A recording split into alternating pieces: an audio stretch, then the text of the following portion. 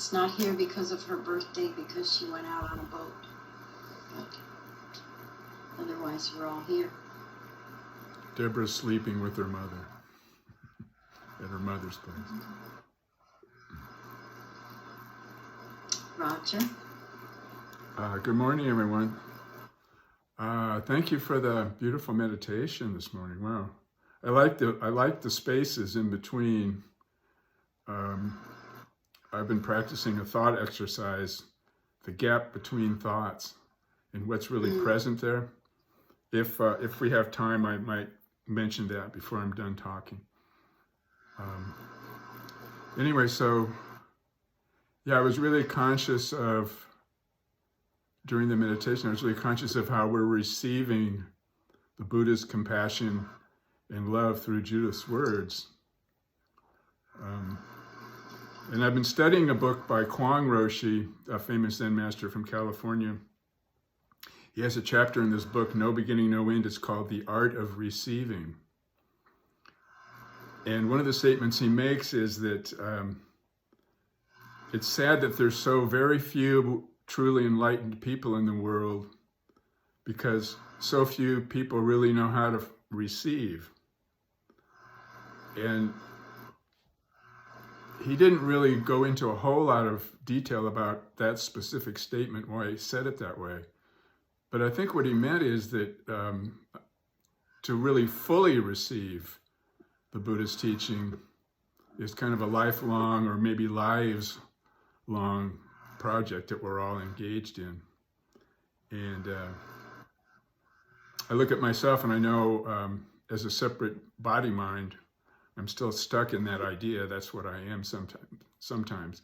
And so I still have a long way to go in order to really fully receive the Buddha's compassion and the life force that lights us up. Alfie agrees, right? Okay. So, you know, in essence, receiving is pretty simple. Just stop making an effort to resist. It sounds simple, but it's not for most of us, certainly not for me also. But with our attachments and resistance and our contracted fear, the way we usually meet our lives, it becomes difficult. So, we've been talking quite a bit about how to welcome everything, cultivate that spirit of welcoming. And, to receive something more fully, we have to be both present and empty, empty of clinging to our preconceived ideas, notions, and need to be present with an open heart, open to our thinking and sensing with the attitude of acceptance, which is mindfulness. In essence, it's mindfulness. But we're not talking about self-conscious mindfulness here. We're talking about empty of ideas, of clinging to this separate body mind that we imagine we are. So it's kind of like the glass has to be empty in order to be filled with water before we can drink it. And we need to be empty inside to be filled with the water as we drink. So to fully receive the light and love and compassion of the Buddha, we have to be willing to stay still to receive the life force of our essential being.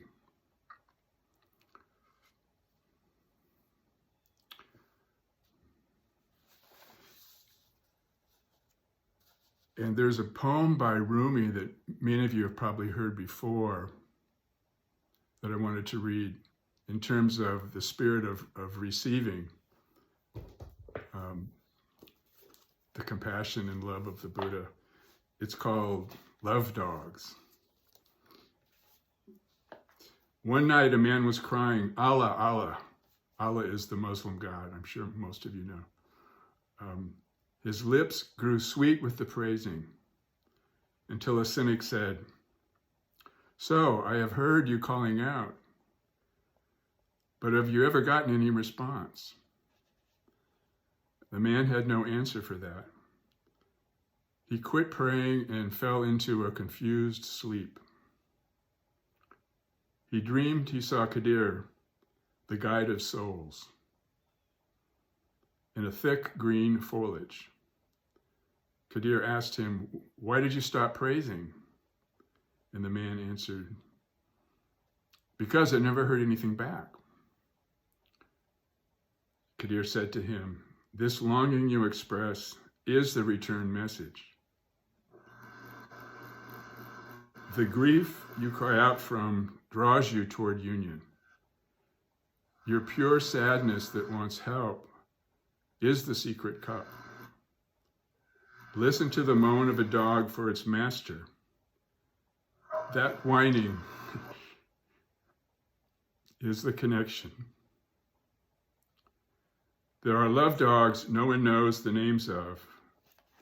Give your life to be one of them."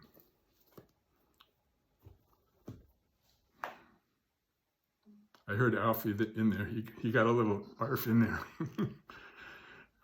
He did, and I wanted to share right at this moment that my mother-in-law, years and years ago, in my first marriage, summarized what you're saying. She said, "Sometimes we're so busy shouting, 'Thy will be done,' that we don't take time to listen." And I've never forgotten that. Mother-in-law wisdom. Yes, mother-in-law wisdom. Yeah. And there was one part of the meditation this morning, I don't remember the exact phrase, but it had something to do with deep devotion or deep strength, deep compassion without doubt. And, being a real dog person, when my dog shows he loves me and I show I love my dog, there's no doubt.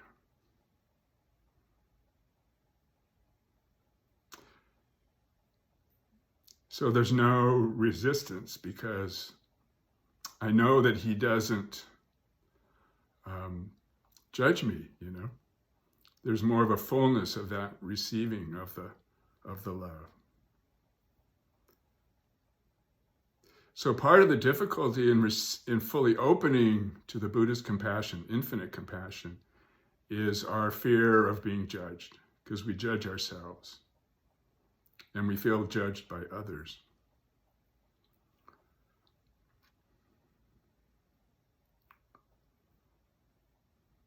So just being aware of that opens the door for us to more fully accept and welcome that fear and bring that non-judgmental attitude to ourselves. And in that process, we are receiving the Buddha's infinite compassion, infinite open awareness and unconditional acceptance. So to really open to that more fully, we embody it more fully, and then we can, our compassion and our love no longer shares the limits of our contracted fear or our, blocked fear. We learn to relax our contracted state of being, our fearful state of being. And then we begin to share the limitless, boundless potential to love on a more wide basis. And nobody can really say what the effects of that are. We live in a vast, vast universe, and we are that ever-present, timeless presence. So it could be like she said in the meditation, one compassionate thought can have boundless, infinite effects on the suffering of the world.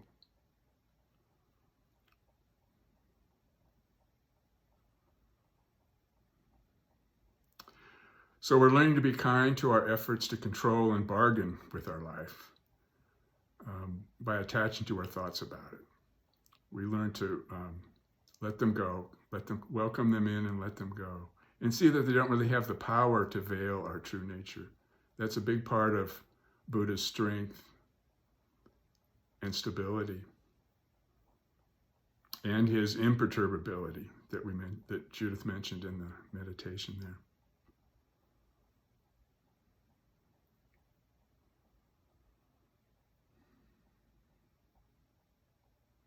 So it's good for us to ask questions, because we are thinking beings. I mean, like Bruno, my Labrador, he doesn't have any doubt, but he also doesn't have questions. So maybe, we're endowed with the ability to question. And our questions are a big gift too, a very powerful, meaningful gift to us from our Buddha nature. And we accept the power of those questions and realize that they are a gift, that it is our connection. Our grief and our moaning is the connection with the Buddha on a feeling level. And our spirit of inquiry, our wanting to know, by asking deep questions, is that connection to the Buddha in a different form. And it becomes more and more like the moaning of the dog, the deep, pure feeling of it that's not restricted. It doesn't doubt. It becomes more that way the more we can embody the question, live the question, move beyond the conceptual forms of the question. So I have a poem that I wrote. It's called Live the Question.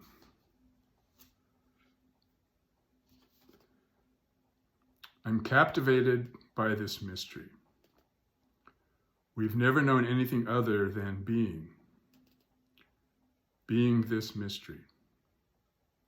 And it is you, great mystery, and all of us together. I only want to rest in you, to fully rest in your gifts, your invitations, your love, as the fulcrum of this life. The many forms of the question, what is this? What is this being? Arise on their own. There's no benefit in judging which forms want to be manifest. To follow our breath in meditation is to breathe the question, whether or not we're thinking of the question. We hear the question in passing cars, the faraway roar of a jet, the ringing in our ears. We see the question in the shining light of a newborn baby's eyes, a loved one's grave, a brilliant sunset. We feel the question as the warmth of our heart shares the joy of friendship. As we long for your love, great mystery, even in the grief and fear of our own death. These are a few of the countless invitations you give us to fully hear, see, feel, and live this question, the source of all questions. And I'll close with one more shorter one. This one's called Kindness. Like a mother's love for her newborn child, the most important thing in life is a soft, open heart that knows from beyond the confines of the mind that the universe is made of loving kindness. A great master was once asked, there are so many extraordinary spiritual experiences reported by so many people. How can we know which ones are actually real? And the master replied, you will know when it's perfectly clear to you that the immutable foundation of the experience is kindness.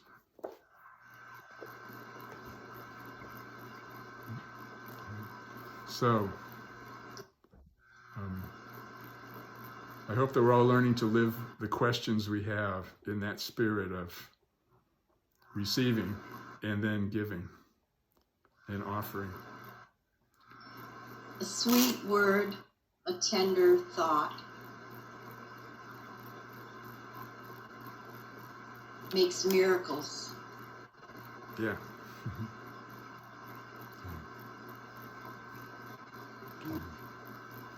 So, interested to hear what others have been getting from this morning's meditation and the discussion. I would like to ask a specific question, and that is, how do you receive the Buddha's love? How does that manifest for you?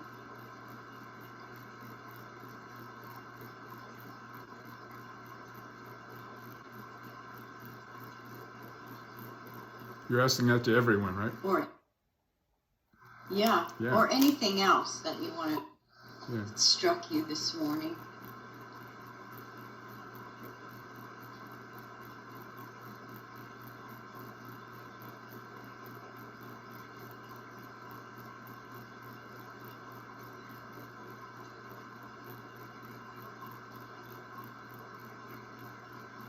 Well, what comes up for me is I ask for it in a prayer. And I remember what Ramana Maharshi said is, surrender itself is a mighty prayer. So I might ask for it in the verbal form of a passing thought. Please shower me with your love and compassion, and then just open up and surrender and open as much as I'm able, which may be very limited still, but who knows?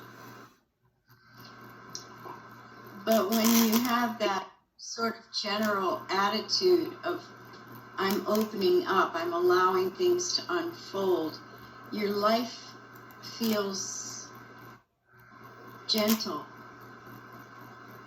and as though there are so many possibilities.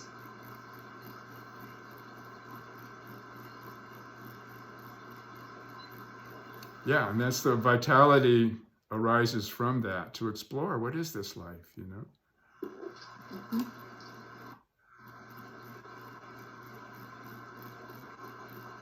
And maybe what makes it difficult sometimes, like one thing I was going to mention in the talk, that just, you know, our experience during meditation, I mean, thoughts are coming and going and disappearing and arising again and again, feelings, sights and sounds, all that's always going on.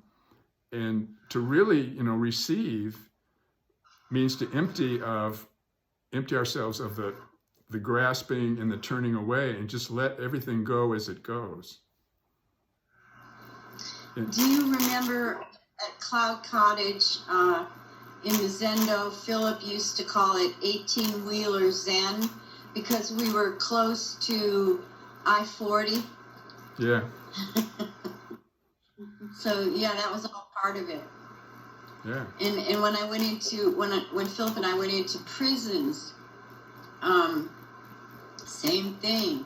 All the PA system and all the noise and the metal doors, all of that was part of our meditation. That's part of living we just mm-hmm. yeah, we opened up to all of it. Yeah, and what I was just going to finish with along that vein is that even though I've been practicing this way for many, many years, I still catch myself when I'm thinking, okay, just let everything go as it goes. Receive all your experience. Don't grasp. Don't turn away. Don't resist, and just be. I still ask myself once in a while, well, how do you do that? The answer more and more comes more immediately is, you don't do it. It does you know. So that maybe this when I understand people's hesitancy to answer, because we don't know how to do it, because we don't do it. We can't do it. But we let the Buddha's compassion and infinite acceptance and openness and immutability, let him do or her do the opening, do the receiving, and do the doing of it. Yeah, let's hear from somebody else. We have time.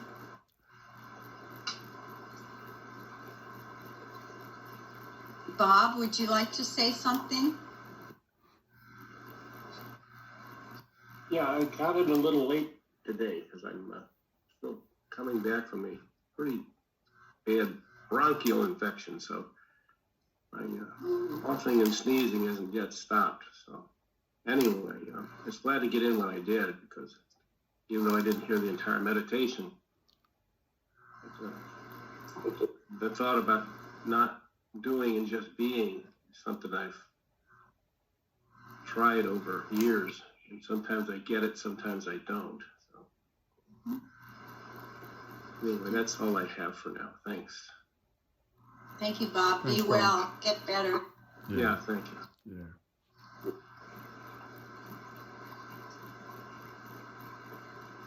Mary Jo?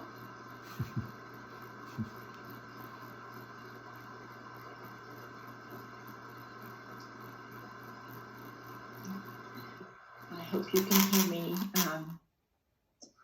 Yes. Yeah, I really appreciate this meditation this morning. I have a lot on my mind, a lot of family things going on. I don't feel like I can share it right now. But thank you. Thank you for this open space, non-judgmental space. Thanks, Mary Jo. Thank you so much for being here.